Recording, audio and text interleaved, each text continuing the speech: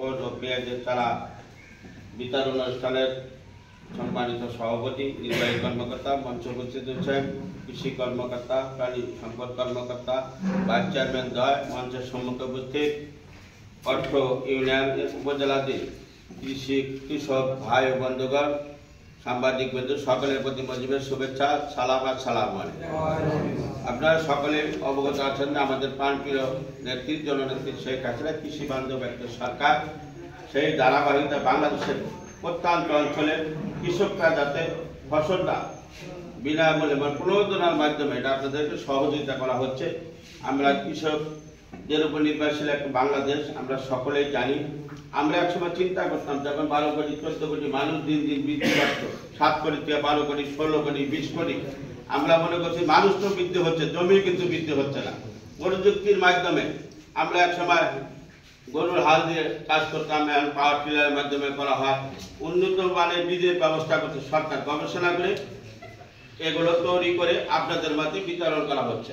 আজকে যে বীজটা তো নতুন হয়ে থাকে, আপনারা যদি এই বিষয়ে অভিজ্ঞতা না থাকেন, আমাদের কৃষি সুপারভাইজার যারা আছে, ব্লক সুপারভাইজার থাকেন, তাদের সহযোগিতা নিয়ে কিভাবে বীজটা রোপণ করতে হবে, চারাগুলো তারপরে খেতে কিভাবে লাগাতে হবে, সেই বিষয়গুলো আপনারা জেনে শুনে কাজ করবেন। যারা পেঁয়াজের চারাগুলো রোপণ করবেন, প্রতিটা বিষয় তারা সার্বিকভাবে সহযোগিতা। আমরা জানি রাজীবপুর কৃষি অফিসার যারা দায়িত্ব আছে তারা সঠিকভাবে গ্রামগঞ্জে যায়, আর যদি না যায় থাকে তাহলে আপনারা আপনাদেরকে বলবেন, আমরা সহযোগিতা প্রতিটা ওয়ার্ডে আমরা পাঠানোর জন্য ব্লক সুপারভাইজার প্রতি ওয়ার্ডে ভাগ করা আছে।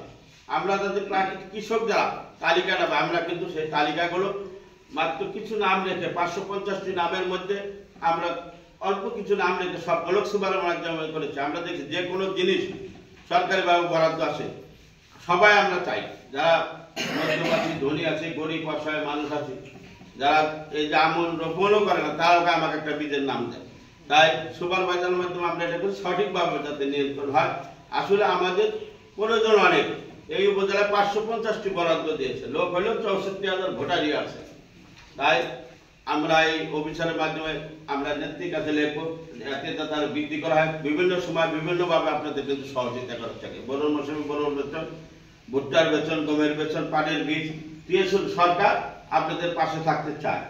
আপনাদেরকে নিয়ে এই এক সময় বাংলাদেশ কিন্তু খাদ্যের ঘাটতি ছিল, আজকে বাংলাদেশ আমরা খাদ্যে স্বয়ং সম্পন্ন হয়েছে। আমরা কুড়িগ্রাম জেলা এক সময় মঙ্গা ছিল, আমাদের খুব অভাব ছিল, দিলীপের চাউল ছাড়া চলতে পারতাম না। আমাদের প্রাণী শেখ হাসিনা বিভিন্ন প্রণোদনার মাধ্যমে এবং অত্যাধুনিকভাবে এই যে বীজগুলো উৎপাদন করে এবং আজকে চাষবাসের প্রযুক্তি পরিবর্তন করে আজকে আমাদের খাদ্য স্বয়ংসম্পন্ন হয়েছে। আমরা কিন্তু কুড়িগ্রাম জেলায় আমাদের খাদ্য যার প্রয়োজন তার চেয়ে বেশি আমাদের আছে। একসময় আমরা কিন্তু মঙ্গা ছিলাম। এটা আপনাদের সকলের সহযোগিতা, সফলতা সহিত চাষবাস করার কারণে সেটা সম্ভব হয়েছে। জননেত্রী শেখ হাসিনার পক্ষে কিন্তু সম্ভব হয়েছে। করোনাকালীন সময় আমাদের প্রাণপ্রিয় নেত্রী জননেত্রী শেখ হাসিনা প্রায় ঘোষণা করেছেন, যার 1 ইঞ্চি জমি আছে সেই জমিটা যাতে পতিত না থাকে একটা মরিচের গাছ লাগাবে। যারা এই জায়গা লাগান প্রয়োজন সকলের কাছে তিনি সহযোগিতা চেয়েছেন। মনে করেছেন এই করোনাকালীন সময় বিশ্বে যে মহামারী সৃষ্টি হয়েছিল, আমরা হয়তো না খেয়ে মারা যাবো, আল্লাহ তাআলার অশেষ রহমতে সাথে কিন্তু আমরা রক্ষা পেয়েছি। অর্থনৈতিকভাবে কিছু আমাদের ক্ষতি হয়েছে, আমরা ইনশাআল্লাহ জননেত্রী শেখ হাসিনা সেই ক্ষতি কেটে যাবো। আজকে প্রশাসনে যারা রয়েছে প্রতিটা সেক্টর ইয়ার জেনারেশন আছে, বিশেষ ক্যাডার লোক প্রতিটা সেক্টরে আজকে উন্নত লাভ করছে। আগে এক সময় দুর্নীতিতে সে যেত, আছে দুর্নীতি এখন আছে, কয়েকটা অফিস আছে। আমি এখন মহাদেকে বলছি আমাদের ভূমি ব্যবস্থা আমাদের নিয়ন্ত্রণে আসলে আমরা ঘোষণা করতে দুর্নীতি মুক্ত একটা উপজেলা পরিষদ আমরা ঘোষণা করতে পারবো। আমরা ইউনো সাহেবকে সাথে নিয়ে সেই ব্যবস্থা ইনশাআল্লাহ করবো।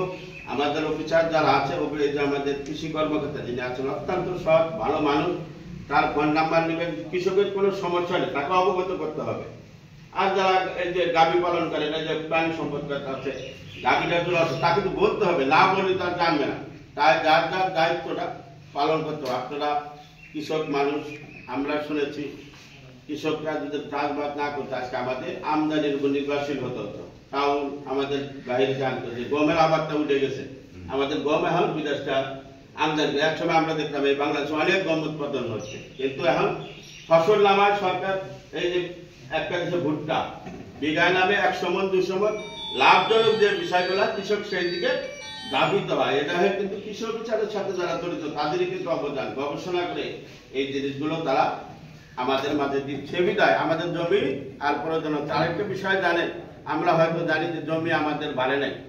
আমাদের হাজারো বছর শ্রেষ্ঠ বাঙালি জাতির জনক বঙ্গবন্ধু শেখ মুজিবুর রহমান আমাদেরকে একটি স্বাধীন পতাকা দিয়েছিল, স্বাধীন একটা রাষ্ট্র দিয়েছিল। তার সুযোগ্য পিতা সুযোগ্য কন্যা জননেত্রী শেখ হাসিনা বাংলাদেশের সমান আরো 2টি বাংলাদেশ হবে সেই জায়গা কিন্তু বিশ্বের কাছে অন্য রাষ্ট্রের কাছে এনে আমাদেরকে উপহার দিয়েছে। সেটা আপনারা হয়তো জানেন। আমাদের সমুদ্রের সীমানা থেকে একটা অংশ এবং ছিটমহল থেকে একটা অংশ এলে প্রায় 3 গুণ বৃদ্ধি পেয়েছে। আমরা হতাশ হব না। বিভিন্ন প্রযুক্তির মাধ্যমে আমরা ফসলের যেভাবে উৎপাদন করা সেটা আমাদের কৃষি কর্মকর্তা যারা আছেন তারা করবেন। আমরা সফলতার সহিত মানসম্মত খাদ্য যাতে আমরা উৎপাদন করতে পারি সেই সহায়ক হিসাবে আপনারা যেভাবে কাজ করে আসছেন, কাজ করে আসবেন এই আহ্বানটুকু রাখছি।